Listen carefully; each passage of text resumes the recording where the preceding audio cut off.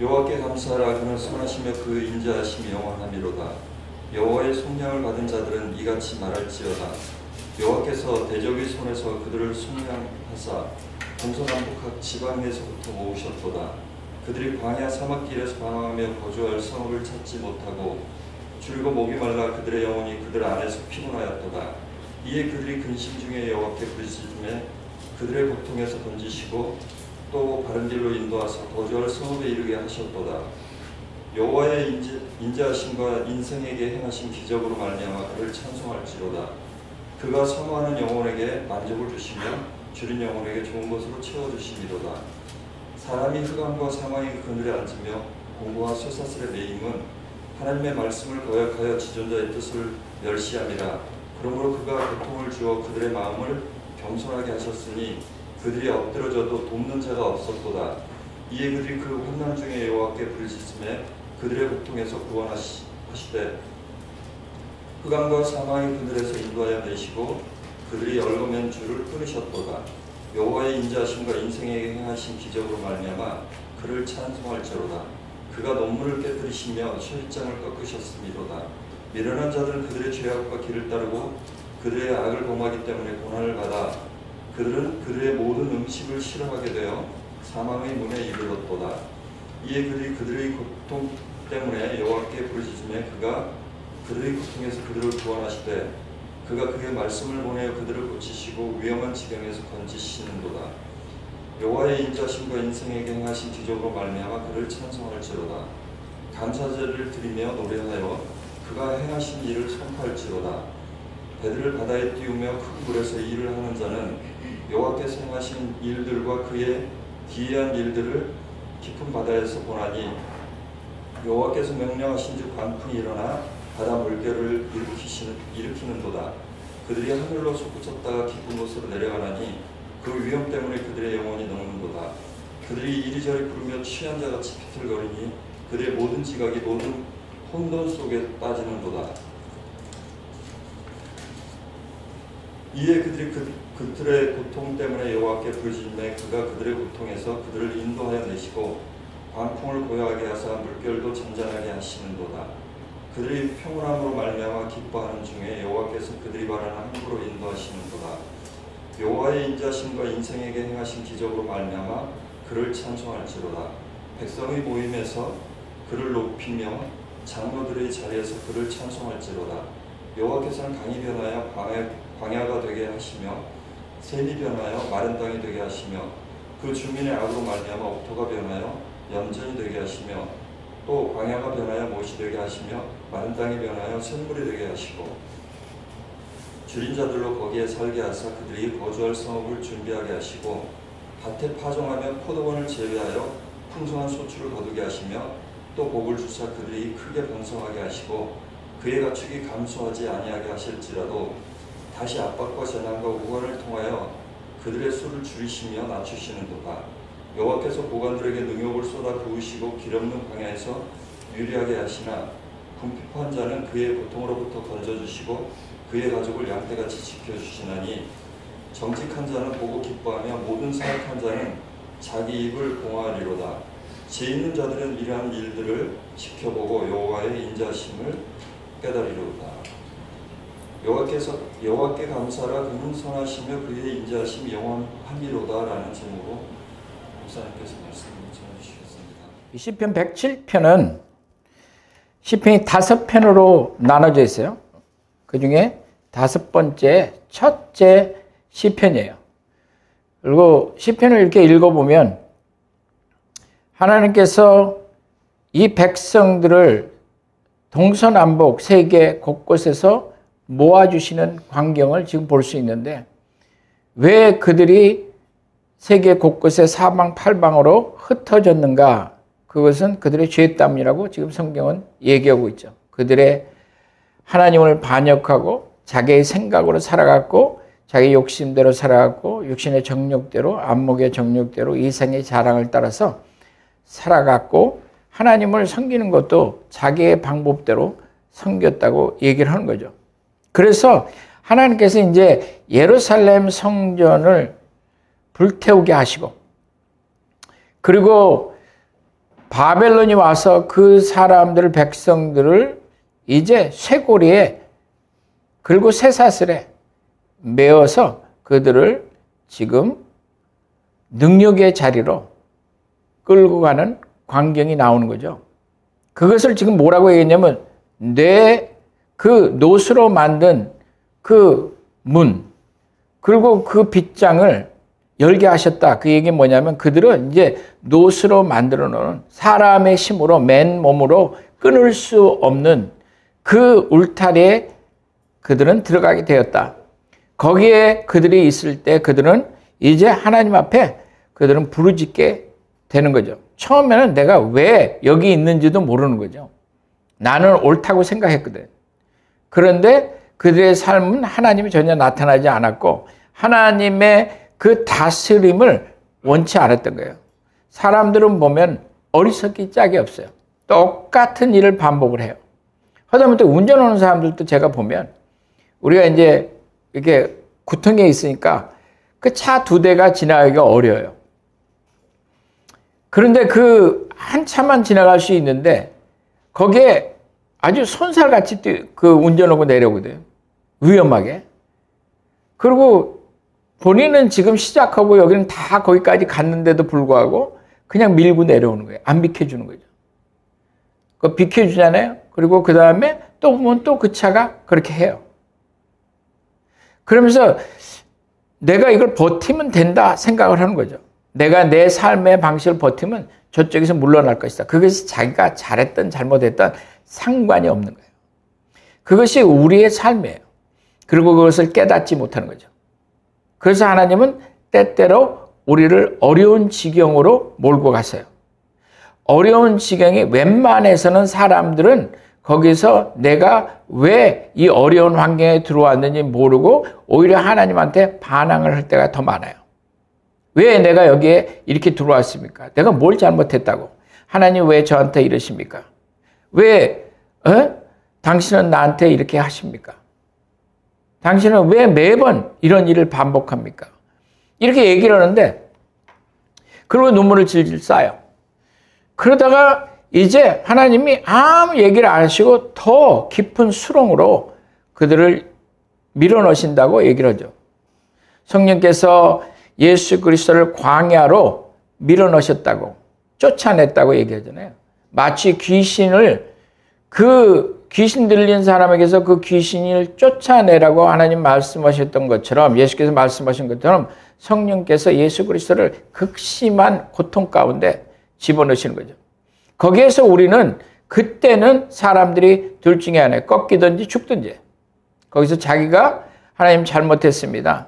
이것이 저의 잘못입니다. 그렇게 경험을 하든지 고백을 하든지 아니면 거기서까지도 그들은 회개하지 아니하고 죽어가는데 거기에는 다시는 돌아올 수 있는 본향이 없는 거예요. 그 상황 속에 지금 이스라엘 백성들을 하나님이 몰아내셨던 그 광경인 거죠. 그런데 그들이 그 극심한 상황 가운데 있다가 그들이 하나님 앞에 회개하고 그들이 돌아오는데 그 돌아오게 해주신 것이 지금 누가 해주시는 것이냐면 하나님께 하셨다고 말씀하시는 거죠. 그것을 하나님의 그 인자하심이라고 얘기를 해요. 그리고 하나님의 능력이라고 말씀하는 거죠.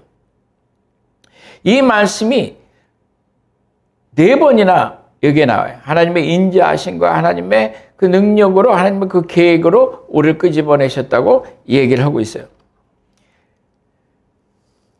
우리는 일본의 압제에서 있다가 해방을 당하잖아요. 그리고 우리는 여태까지 그 일본에 대해서 그 마음에 원한이 있는 거예요. 일본이 필요한데도 불구하고 우리는 그 일본과 손을 별로 잡질 않죠. 왜 그러냐면 그 마음에 상처가 있으니까. 근데 사실 그거 다 떠나서 한번 생각을 해보면 우리가 그렇게 기뻐하고 있는 옛날에 조선시대나 이런 시대를 보면 우리는 나라를 굳게 막아놓고 그리고 우리는 배우지를 않았던 거거든. 모든 세상이 변해가고 있는데 우리는 변치를 않은 거거든. 그리고 양반의 그 삶, 양반의 삶이라는 건 뭐냐면 상놈들을 그냥 노예로 짓밟는 거 아니에요. 전체적인 국민들은 못 사는데 그 몇 사람이 잘 살겠다고 살아가면서 우리나라만 요 안에서만 괜찮으면 난 돼. 이 생각이 있었던 거예요. 그러니까 배움이 없었던 거예요. 그러니까 나라를 열지 않은 거예요. 나라를 굳게 그냥 잡아놓고 그리고 아무도 들어가지도 못하고 나가지도 못하게 쇄국 정치를 하기 시작한 거 아니에요. 그런데 일본은 그보다 훨씬 전부터 그들은 나라를 열었어요. 그리고 그들은 발전하였고 그들에겐 힘이 생겨서 힘이 생기니까 결국 더 넓혀 나가기 위해서 우리나라도 침략했고 중국하고도 전쟁을 일으킨 거예요. 많은 사람들이 어려움을 겪는 것 중에 하나는 뭐냐면 자기의 것을 고집하는 거예요. 나만 괜찮으면 되겠지. 크게 놓고 생각해 보면 그래요. 우리에게 힘이 있었다면 그런 일이 없었을 거 아니에요. 만약에 여기서 말하는 건 뭐냐, 우리가 하나님의 뜻대로 살았더라면 이 어려움이 없었을 거라는 거죠. 그런데 우리는 우리의 것을 고집하였고 그것이 하나님을 향해서도 우리는 우리의 것을 고집하였다는 거거든요. 하나님께서 그거를 타파하시기 시작하는 거예요. 그것이 깨져야지만, 그것이 무너져야지만 우리의 삶이, 우리의 생각이 끝나야만 하나님께서 우리 안에 생명을 불어넣으실 수가 있고 우리를 살려주실 수가 있는 거예요. 어떤 사람들을 보면 평생을 가면서 고치질 않아요. 그냥 고치질 않아요. 내가 옳다고 생각하니까. 그래서 여기 말하는 게 뭐냐면 지혜 있는 자들은 이 일에 주의하고 여호와의 인자하심을 깨달을지라. 그리고 여기서도 말하는 게 뭐냐면 여기 놀라운 말씀을 하나 하는데 뭐냐면 하나님이 이들을 구하시는 방법이 무엇이었냐면 하나님께서 그의 말씀을 보내셨다고 얘기를 하거든요. 그가 말씀을 보내셔서 그들을 구원하셨다고 얘기하는 거예요. 말씀을 보내셨다는 것은 여러 가지 의미가 있어요. 하나님께서 그의 말씀으로 세상을 창조하셨다고 얘기하신 것처럼 그의 말씀은 구체적이라는 거예요. 말이라는 건 구체적인 걸 얘기를 하는 거예요. 구체적으로 하나님이 이렇게 하라고 얘기를 하신 거예요. 누구에게 명하셨냐? 고레스에게 명하신 거예요. 고레스는 그걸 이해를 못하면서도 하나님의 그 말씀에는 능력이 있고 구체적으로 행하시는 거예요. 이스라엘 백성들의 그 독립정신을 하나님이 사용하신 게 아닌 거예요. 이스라엘 사람들은 싸움을 좋아해요. 싸움을 끊임없이 했거든요. 이스라엘 역사는 그냥 싸움으로 점철한 역사예요. 그러니까 이 바벨론이 올 때도 왜 오는지 하나님이 분명히 얘기하셨거든요. 거기에 싸우지 말라고 얘기하셨거든요. 너희가 거기 대적하면 수도 없이 죽겠다고 말씀하신 거예요. 그냥 그들에게 순종하였더라면 그러면 너희들은 가서 있다가 돌아오겠다는 거예요. 거기에 너희들이 범한 죄에 대한 응보를 받고 그리고 너희들은 돌아올 수 있다고 얘기를 했는데도 불구하고 그들은 독립정신이 있었던 거지. 우리는 할 수 있어. 우리가 하나님의 백성인데 왜 우리가 이방인에게 우리 자신을 내줘야 돼? 아니야. 우리는 할 수 있다고 그러고 그들은 그냥 또 그 나라를 지키겠다는 그 힘으로 그들은 대적했는데 그것은 사실 하나님을 대적한 거죠. 다시 말해서 우리는 우리의 죄에 대해서 우리는 징계받기 싫어. 그것이었거든. 하나님을 끌어들여서 징계받기 싫다는 거였거든. 그러니까 결국 바벨론이 와서 완전히 무너뜨리는 그런 결과가 생긴 거죠. 하나 매를 맞아야 될 게 10대를 맞게 되는 거예요. 10대만 맞으면 되는데 100대를 맞는 결과가 일어났거든요. 그것이 우리 인생 가운데 일어나고 있어요. 그렇게 안 살아도 되는데 우리는 스스로 싸워서 스스로 지혜롭다고 생각하고 나는 이 길을 고집할 거야 해서 결국은 두들겨 맞는 거예요. 미리 그것을 보고 피해야 되는데 미리 하나님 앞에 순종해야 되는데 그렇게 하지 않았다는 거예요. 그러고 나서 여기에 보니까 하나님이 그의 말씀을 보내셔서 그들을 결과적으로는 그들을 구출해내셨다는 거예요. 그의 말씀은 구체적인 거예요. 말이라는 건 이해하게 하신 거거든요.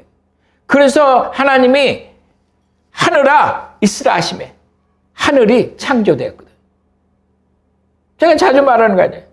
하나님이 나무가 있으라 하심에 물고기가 나오지 않았거든. 나무가 있었던 거예요. 그 말에는 다시 말해서 구체적이며 그 말씀을 보내셨을 때는 그것은 능력이 있다고 말하는 거예요. 하나님이 어려움에 있을 때마다 구체적으로 그의 말씀을 보내셔서 오늘 구원하였다고 지금 얘기하고 계시는 거예요. 그래서 우리를 깨닫게 하시는 거지. 내가 구원받을 때 왜 구원을 받는지 이해하게 하신다는 거예요. 그냥 생각 없이 구원받는 건 없어요. 아, 하나님은 좋으신 분이야. 난 구원받았어. 그렇지 않다는 거지. 예수 그리스도가 나의 죄를 위해서 십자가에 돌아가시고 그는 하나님의 아들이시고 그 외에는 다른 길이 없다는 것을 우리가 인정하고 그를 믿을 때에 나의 죄를 모두 덮으신 그의 피로 흘리신 걸 내가 믿을 때 내게는 구원이 있다고 말씀하신 거예요. 그들이 그래서 다시 조국으로 돌아왔을 때 그들은 감사의 제사를 드리기 시작한 거예요.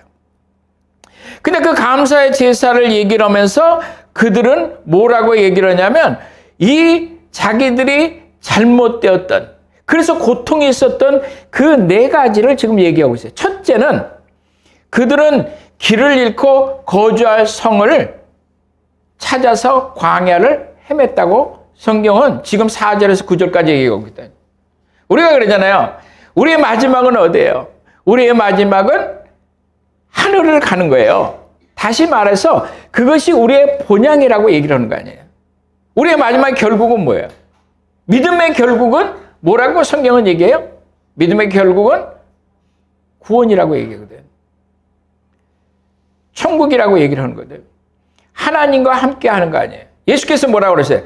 내가 가면 너희를 위해서 무엇을 하겠다고? 집을 예비하겠다는 거 아니에요. 본향을 만드시겠다고 얘기를 하는 거거든. 우리 안에는 본향을 찾아가는 게 있어요. 많은 사람들은 그래서 나이가 들으면 옛날에 자기가 났던 그 시골, 그 본향, 그 소뚜껑으로 보글보글 하던 그 불꽃에 있는 것을 사람들이 그리워하잖아요. 그러니까 생전 시골로 가지도 않을 거면서 그 무너져가는 집을 팔지도 않고 그대로 갖고 있는 거예요. 왜? 언젠가는 가겠다는 거예요. 왜냐하면 우리 안에는 그 본향을 생각하는 게 있어요. 그런데 기독교인들은 하나님의 사람들은 그 본향이 하나님이라는 거예요. 그가 계신 그 천국. 예수께서 거기에다가 집을, 맨션을 마련해 두시겠다는 거 아니에요. 예? 우리도 이 오랜 세월이 지나서 주의 일을 한다고 다니면서 우리가 저 무허가 집이지만 예? 저 서울에서 3천만 원짜리 집이 어디 있겠어요? 예. 고치지만 그 안에 고쳐놓으니까 우리 집인 거예요. 그것이 세상에서는 내가 갈 수 있는 집 아니에요. 그걸 보면서 뭐를 보냐면 하나님의 본향은 어떨까? 하나님이 준비하신. 근데 지금 이스라엘 백성들은 여기에서 뭐냐면 길을 잃은 거예요. 거주할 것이 없는 거예요. 다시 말해서 그들은 하나님이 허락하셨던 그 가나안 땅, 그 성소, 예루살렘, 그것을 잃은 거예요. 여러분들도 까딱하면 잃어요. 하나님이 사랑하셔서 잃게 하시는 거예요. 그런데 좋은 건 아니에요. 말할 때 들어야지. 징계가 올 때 들으면 안 돼요. 징계는 무서운 거예요. 하나님이 그 사랑하는 자에게 매를 드신다고 얘기하잖아요. 매를 안 들면 그때는 하나님이 사랑하는 사람이 아니에요. 좋아하지 마요. 마음대로 할 수 있다고 생각하면 안 돼요. 그리고 그래서 그들은 그 성읍을 찾아, 성경이 막 그렇게 말하는 거예요. 그들은 길을 잃고 거주할 성읍을 찾아 광야를 헤매는 상황 가운데 들어갔다는 거예요. 그냥 바벨론으로 끌려가면서 거기서도 집이 없는 거야. 딱 봐서 이놈은 괜찮네? 얘는 우리 집으로 데려와. 우리 집에서 일 시켜. 노예로. 그 딸도 얘는 이쁘네? 얘는 내 세컨, 떨드, 포스로 이렇게 데리고 있어. 그냥 공고한 삶이 집이 없는 거지. 일하고 나서 그래도 자취방이라도 누구는 월요일날 그놈의 집을 하나 조그만 데 가지만 거기라도 들어가야 될 거 아니야. 일을 끝나고 갈 데가 없는 거라는 거죠. 하나님이 허락하셨던 그 땅이 없다고 얘기를 하는 거예요. 저는 요즘에 좋아요. 물론 매일 밤마다 올라가기는 어려워도 집이 있다는 게 얼마나 좋은지 몰라요. 두 번째는 뭐라고 얘기했냐면 이렇게 얘기해요. 10절에서 16절을 보니까 둘째는 쇠사의 슬에 매이고 감옥에 갇힌 상황을 지금 얘기하고 있거든. 그냥 그 노예 생활이 말이에요. 바벨론으로 끌려간 그 상황이 완전히 지금 감옥에 갇혔던 거예요. 노수로 만든 그 문에 갇혀서 그것이 잠겨 있는데 빠져나갈 수가 없는 거예요. 죄의 권세예요. 왜 나는 이래? 하나님 왜 이래요? 알려줄게요. 죄의 권세예요. 자기 안에 있는 그 더러움이 죄가 나를 묶고 있는 거거든. 하나님께 얘기하는 게 아니에요. 왜 내가 거기 들어갔는지를 모르니까 끊임없이 반복하는 거거든. 그걸 모르니까. 그러니 내가 죄인이라는 걸 모르는데 내가 죄의 감옥에 갇혔는데 그 예수께서 그러시죠. 내가 온 것은 뭐라고 얘기해요? 억눌린 자를, 억압된 자를, 갇힌 자를 내가 자유케 해주겠다는 거예요. 근데 본인이 갇힌지를 몰라. 죄에 갇힌지를 모르고 그냥 상황이 나빠졌다고 생각하는 거예요. 여러분, 상황이 사람을 바꾸는 게 아니에요. 상황이 좋아졌다고 해서 사람이 좋아지는 게 아니에요. 우리는 착각하거든. 상황이 나빠졌다고 해서 내가 나빠지는 게 아니에요. 상황을 통해서 나는 어떤 사람인가가 드러나는 거거든. 조금만 어려워지면 불평하잖아요. 조금만 어려워지면 날카로워지잖아요. 조금만 어려워지면 그냥 견디질 못해요. 조금만 나아지면 교만하기 짝해서 얼굴에 벌써 드러나 있거든. 정부에서 조금만 좋은 자리 하나 올라갔다 하면 청문회 할 때도 보면 얼굴에 그냥 그 교만함이 드러난다고 성경은 얘기하고 있습니다. 상황은 우리를 바꾸는 게 아니에요. 상황은 우리 안에 있는 것을 드러내게 해주시는 거지. 거기서 왜 내가 있는지를 알고 하나님을 바라보면서 우리가 바뀌어 나가는 거지. 지금 이들은 쇠사슬에 매고 감옥에 갇혀 있는데 그걸 이해하지 못한 거거든. 그 상황에 들어가 있다는 거예요. 그것을 하나님이 이제 구원케 하시겠다는 거죠. 그리고 세 번째 보니까 이런 말이 있어요. 17절에서 22절까지 보니까 세 번째는 병들어서 죽게 된 상황이라고 얘기를 하는 거예요. 아, 얼마나 감사한지 몰라요. 병들어 죽게 된 것이. 왠지 알아요? 여러분이나 저나 우리는 finite한 being이에요. 우리는 제한이 있는 사람들이라는 거예요. 여러분들이 한때 건강을 갖고 있다고 해서 그것이 끝까지 가지를 않는다는 거예요. 왜 죽는지 알아요? 제한이 있기 때문에 그런 거예요. 사실은 병드는 거예요, 다. 우리의 세포는 견디지 못해요. 우리의 육신은 흙에서 흙으로 가는 인생이에요. 자신할 게 없는 거지. 집이 없고 끌려가서 죽도록 노동을 하고 천대를 받는데 육신이 약하니 영혼도 약할 거 아니에요. 영혼이 약해서 육신이 약해졌는데 육신이 약해지니까 그 영혼은 더 약해지는 거거든요. 그것이 육신을 갉아먹기 시작하는 거예요. 병이 드는 거예요. 암에 걸리고. 요즘 시대 봐봐요. 어린 애들부터 벌써 조그만 애들이 벌써 문제들이 생기기 시작하거든요. 그 문제가 우리 안에 끊임없이 지금 나타나고 있는데 거기에다가 큰 제약회사들은 병도 안 걸리는데 거기에다가 백신을 20개, 30개 맞게 해서 점점 더 약하게 만드는 거예요. 악한 것들이. 결국 이들은 광야에서 밀려나가서 갈 곳이 없고, 그리고 이들은 이제 쇠사슬에 매어서 그 코에다가 갈고리를 꽂아서 쇠사슬로 묶어서 그들을 끌고 갔거든. 그 먼 길을. 저는 공사하다가 조금만 이 나무 조각 하나 여기 들어가도 죽겠다고 막 난리 법석을 피우거든. 그걸 이제 또 들고 와서 우리 아내한테 보여줘요. 이거 봐라. 내가 이렇게 고생하고 있다. 코에다가 끼고 발에다가 쪽새를 채우고 그걸 해서 그 먼 길을, 광야를 물도 안 주고 음식도 안 주면서 그걸 끌고 가거든. 그러다가 거기서 넘어져서 견디지 못하면 버리고 가는 거거든.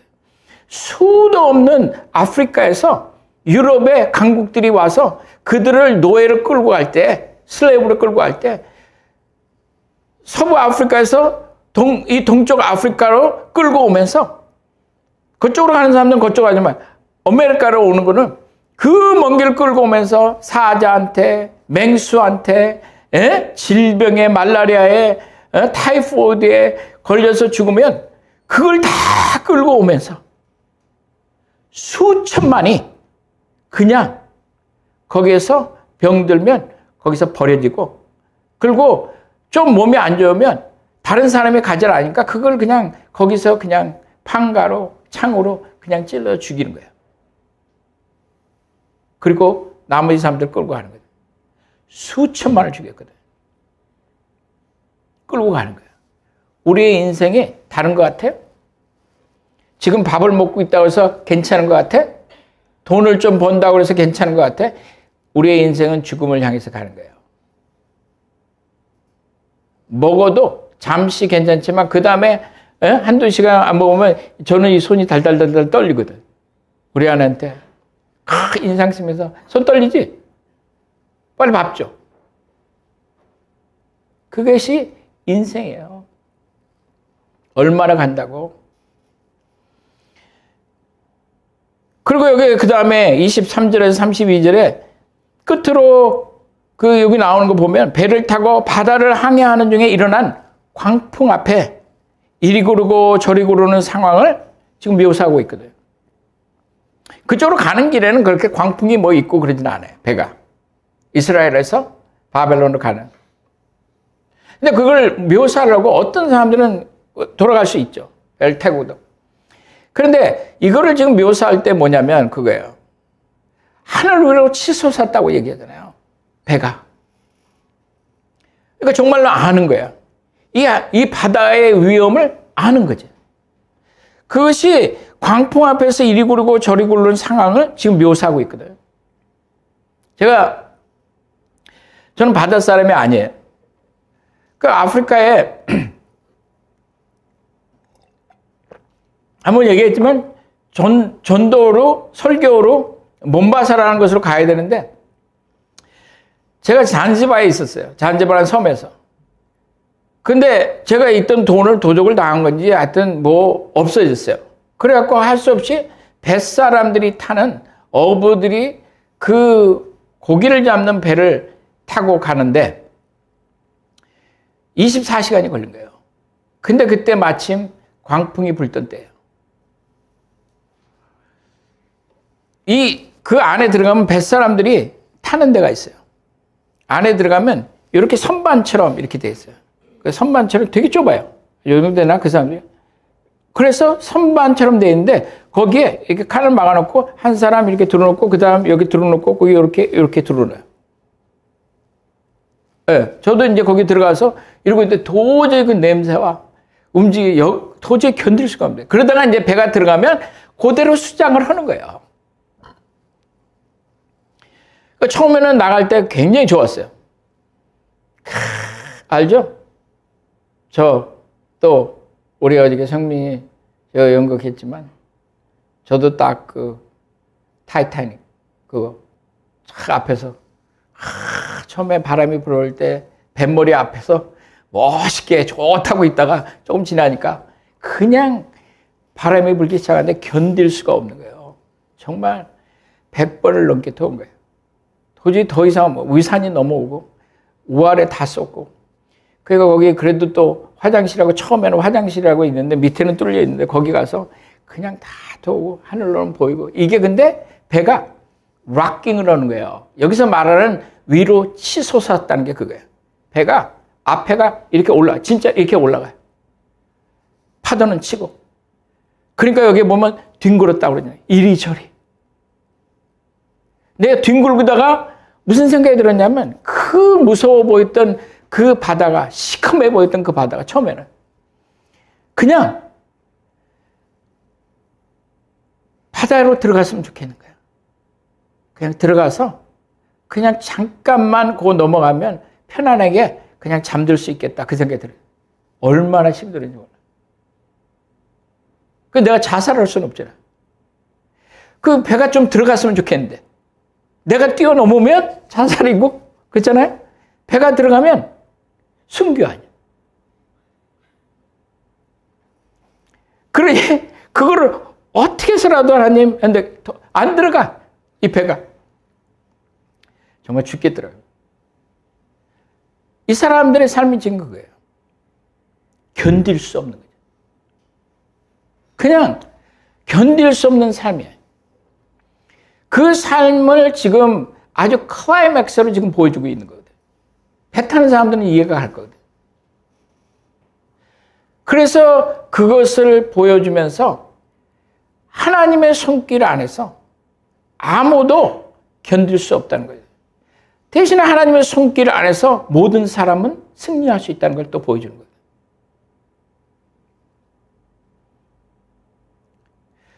우리 인생은 뭐냐면, 전 세계에서 이런 사람들이, 하나님의 구속함을 받은 사람들이, 그의 인자하심과 그의 그 속량하는 그 은혜 가운데 그를 신뢰한 사람들이 지금 다시 예루살렘으로 돌아오는 거예요.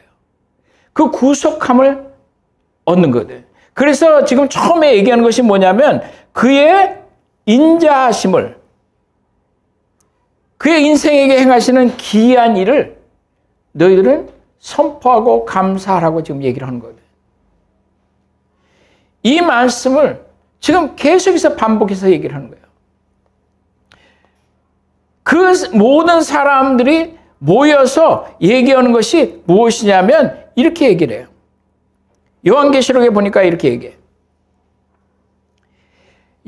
사도 요한이 환상 중에 이걸 보는 거예요. 그리고 이것은 우리에게 실제로 일어날 일이에요. 요한계시록 7장 9절에서 10절을 보니까, 이 일 후에 내가 보니 각 나라와 족속과 백성과 방언에서 아무도 능히 셀 수 없는 큰 무리가 나와 흰옷을 입고 손에 종려가지를 들고 보좌 앞과 어린 양 앞에 서서 큰 소리로 외쳐 이르되 구원하심이 보좌에 앉으신 우리 하나님과 어린 양에게 있도다 하니라. 구원하심이. 그들을 속량하심이. 인류 역사에 하나님을 신뢰했던 모든 그의 인자하심과 그의 기이한 능력을, 그 계획을 이해하고 그것을 신뢰했던, 믿었던 모든 자들에게 나타나는 것이 뭐냐면, 하나님의 그 구원하시는, 속량하시는 은혜라는 거예요. 그래서 이들이 얘기하는 게, 이 많은 무리가 얼마 안 있으면 우리는 그때에 들어갈 거예요. 큰 소리로 외쳐 이르되 구원하심이 보좌에 앉으신 우리의 하나님과 어린 양에게 있도다라고 말씀하시는 거예요. 우리 안에 있다고 얘기를 하질 않아요. 우리는 그 여기서 말하는 이 핏이라고 지금 얘기를 하고 있는 그 구덩이 속에서 우리를 끄집어내시겠다고 말씀하시는 거거든. 구덩이랑. 그래서 NIV에서는 뭐라고 했냐면 우리를 그 위경에서라고 얘기하는 것보다는 뭐라 그러냐면 그 무덤에서, 무덤과 같은 거지. 여기에서는 완전히 디스트럭션이거든. 그걸 얘기를 하는 거예요. 그 핏에 들어가서 요셉이 나오지 못하게 그 안에 있었던 것처럼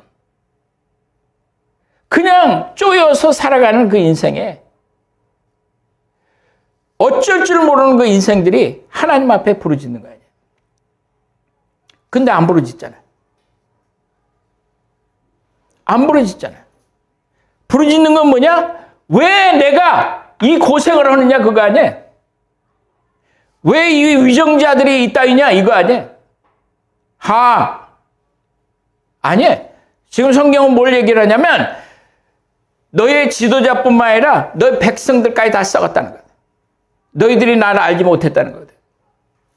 너가 거기 있는 것은 다른 사람 때문이 아니라고 얘기를 하는 거예요. 너 아버지가 너한테 뭘 했기 때문이 아니고 너의 그 위정자들이 정치인들이 너 때문에 뭐 했다는 것이 아니고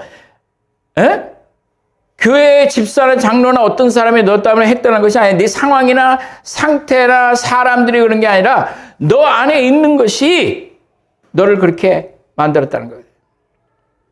그러나 여기에 지금 말씀하시는 것이 뭐예요? 구속하심이 누구에게 있다고 얘기를 해요? 이 일 후에 이 모든 걸 후에 내가 보니 이 모든 것 후에 내가 보니 각 나라와 족속과 백성과 방언에서 아무도 능히 셀 수 없는 큰 무리가 나와 흰옷을 입고 손에 종려가지를 들고 보좌 앞에 어린 양 앞에 서서 큰 소리로 외쳐 이르되 구원하심이 보좌에 앉으신 우리 하나님과 어린 양에게 있도다 함이라. 그것이 우리가 본향으로 가는 거예요. 그것이 예루살렘으로 가는 것이고 그래서 요한계시록에 보면 내가 보니 성전이 없다고 얘기를 하는 거예요. 왜냐하면 하나님과 그 어린 양이 성전이라고 얘기하십니다. 그것이 우리의 본향이라고 얘기를 하는 거예요. 그 날이 멀지 않았어요. 멀지 않았어요. 그냥 영적으로 얘기하는 것이 아니라 이제 soon and very soon 우리들에게 오는 거예요. 그래서 우리를 구속하시는 지금 구속하시고 또 앞으로 영원히 구속하시는 그걸 믿음으로 우리가 받아들이는 그 모든 사람들은 지금 뭐라고 얘기하는 거예요? 1절에 말하는 것처럼 그에게 감사하라고 말씀하시는 거예요. 여호와께 감사하라. 그는 선하시며 그 인자하심이 영원함이라. 아멘. 오늘 추수감사절인데 우리가 왜 감사를 하냐?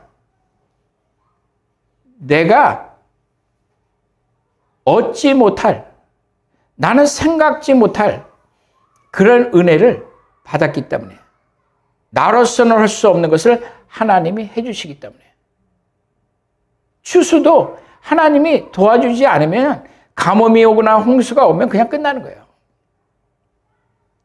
그래서 바울이 그러잖아요. 나는 씨를 뿌리고 아볼로는 물을 줬지만 자라게 하시는 일은 하나님이시라.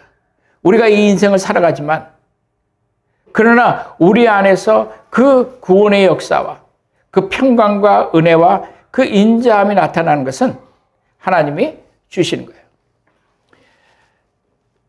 감사해요? 아니, 오케이. 아멘. 우리 기도하시겠습니다.